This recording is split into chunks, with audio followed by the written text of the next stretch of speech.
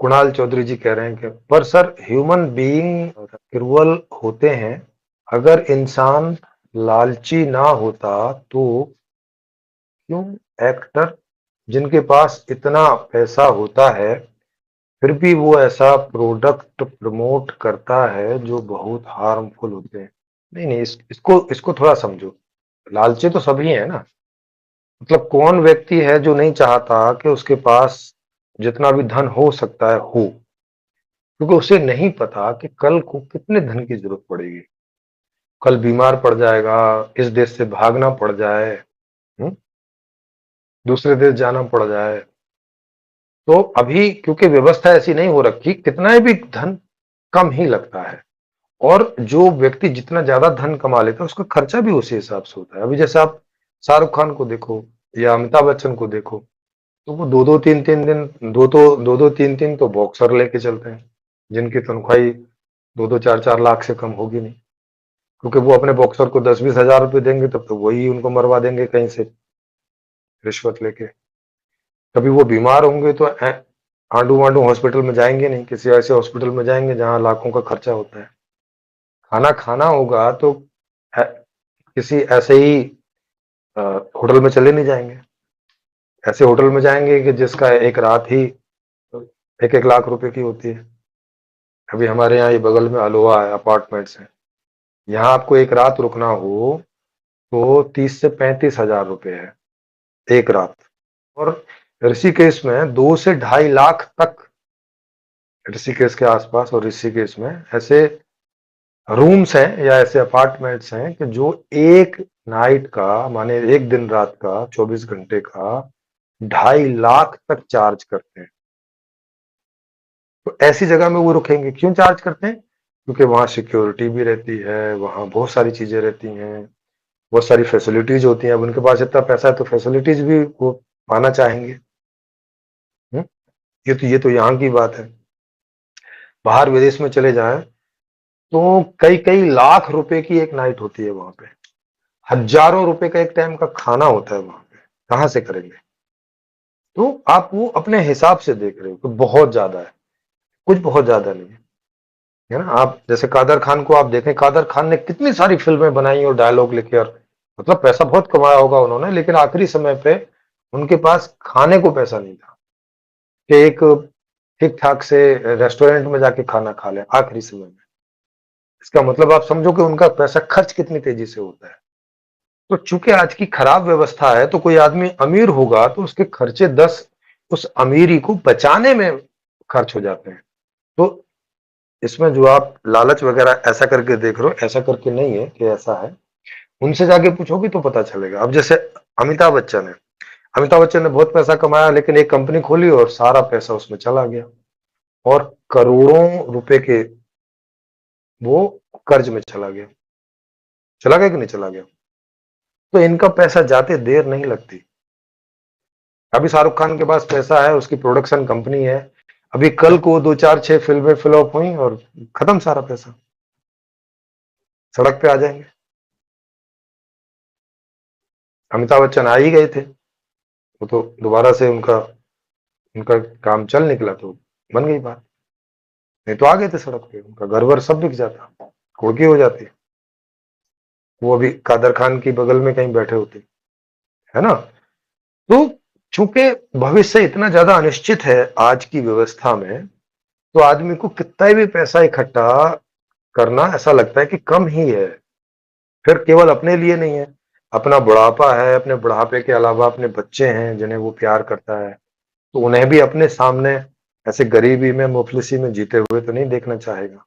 तो इतनी बेरोजगारी है दुनिया में, अगर उनके बच्चों को काम नहीं मिला कहीं, छोटी मोटी नौकरी तो करेंगे नहीं जाके इतने अमीर माता पिता के बच्चे। तो उनका भी खर्चा उठाना। ऐसी बहुत सारी बात है, जब आप ऐसा सोचेंगे तो आपको समझ में आएगा कि ये बात जो है लालच फालच की उस तरह की नहीं है। ये तो लोग ऐसा बोल के बात को हल्का कर देते हैं कि अरे लालच है, वो आध्यात्मिक टाइप के लोग होते हैं ना, वो ऐसा बोल के कर देते हैं। सिचुएशन को थोड़ा मेजरमेंट करिए, समझिए, और कॉन्शियसनेस कैसे चीजों को लेती सोचती समझती है उस तरह से समझिए तो समझ में आएगा। उनका भविष्य आप निश्चित कर दीजिए। एक ऐसी व्यवस्था लाइए, जैसे संपूर्ण समाधान व्यवस्था है, वो एक ऐसी व्यवस्था है कि उसमें सबका वर्तमान और भविष्य सिक्योर है, हमेशा के लिए सिक्योर है। तो वहां नहीं कोई आदमी इकट्ठा करेगा, वहां पैसा भी नहीं है, इसलिए वहां नहीं कुछ इकट्ठा होगा, क्योंकि वहां सब तुम्हारा ही है। अमेरिका जाओगे वहां मिल जाएगा, मतलब जब ये व्यवस्था पूरी वर्ल्ड वाइड होगी तो आप अमेरिका जाओगे तो वहां भी आपको पूरी व्यवस्था मिलेगी, आप भारत आओगे यहाँ भी मिलेगी, ऑस्ट्रेलिया जाओगे वहां भी मिलेगी। आप 6 महीने यहाँ, 6 महीने वहां, 6 महीने कहीं और, ऐसे पूरी दुनिया में घूमते रह सकते हो। वहीं आपके काम का जुगाड़ हो जाएगा, वहीं आपका सब सारी व्यवस्था वहीं हो जाएगी। आपको यहाँ से वहां कुछ ले जाने की जरूरत नहीं।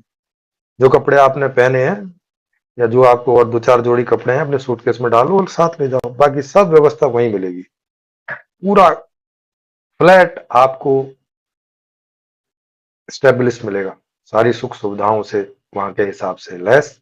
और वहीं आपको काम भी सेट हो जाएगा कि अच्छा, आज से आप यहाँ रह रहे हैं, आज से आपका काम भी इधर है। ऐसी व्यवस्था कर दो, नहीं फिर कोई परेशान होगा, ना बच्चों के लिए परेशान होगा, क्योंकि बच्चों का भी भविष्य सिक्योर, उनका भी सिक्योर, ना फिर किसी को बॉक्सर लेके घूमने की जरूरत पड़ेगी। समझ रहे हो, बहुत सारी समस्याएं हट जाएंगी, और बहुत सारी क्या, सारी ही समस्याएं हट जाएंगी, कोई नहीं बचेगी। तो फिर कोई एडवर्टाइज भी नहीं करेंगे, क्योंकि अभी उनको लगता है कि भाई उन्हें बहुत सारे लोग हीरो मानते हैं, तो इस बात का फायदा कंपनी वाले लोग उठा के उनसे एडवर्टाइज करा लेते हैं कि हमारा हमारा माल बिक जाएगा, जबकि उस तरह का नहीं भी है। वो लोग भी पैसे के चक्कर में ऐसा काम कर देते हैं, बस। तो पैसा तो चाहिए ना, क्योंकि उनके खर्चे इतने सारे हैं, ये बात। तो वो भी फंसे हुए हैं, जैसे मैं फंसा हुआ हूँ, आप फंसे हो, वैसे वो भी फंसे हुए हैं बेचारे।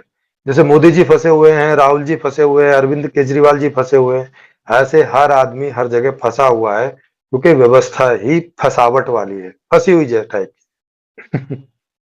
है ना, किसी को कहीं संतोष नहीं है।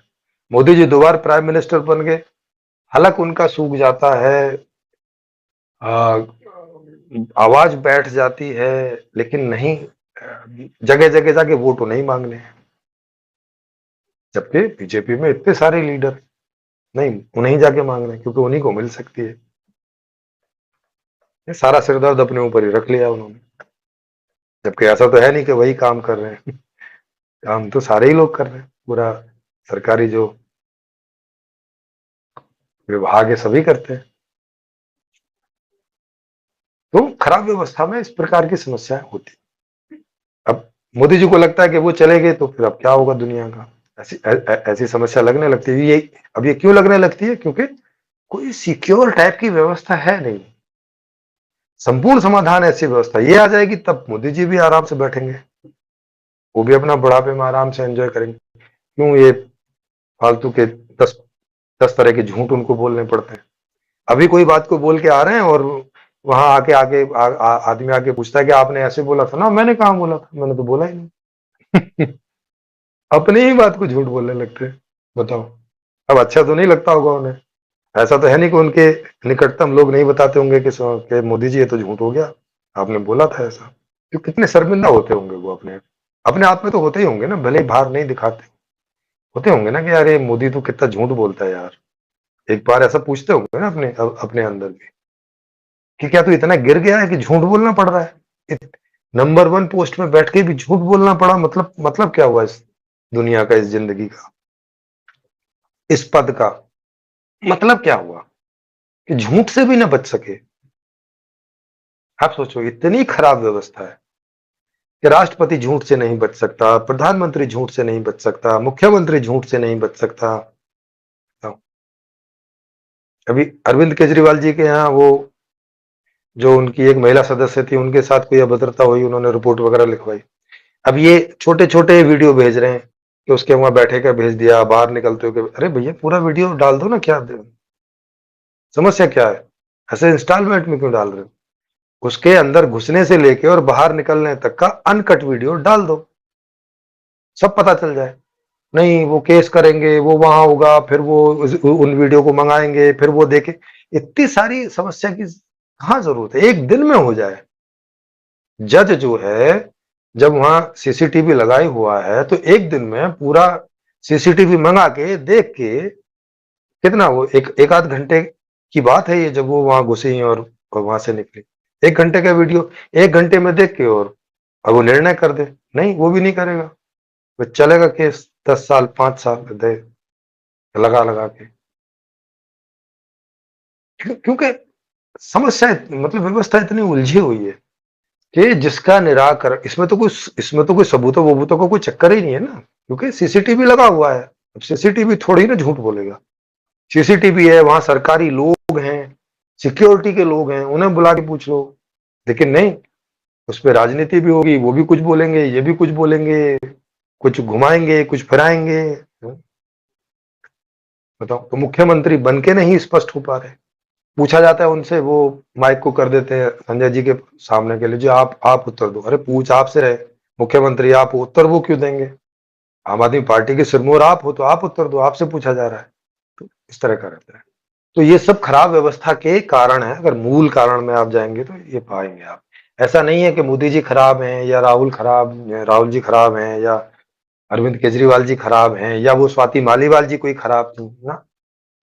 ऐसे सब उलझाव हो रखा है।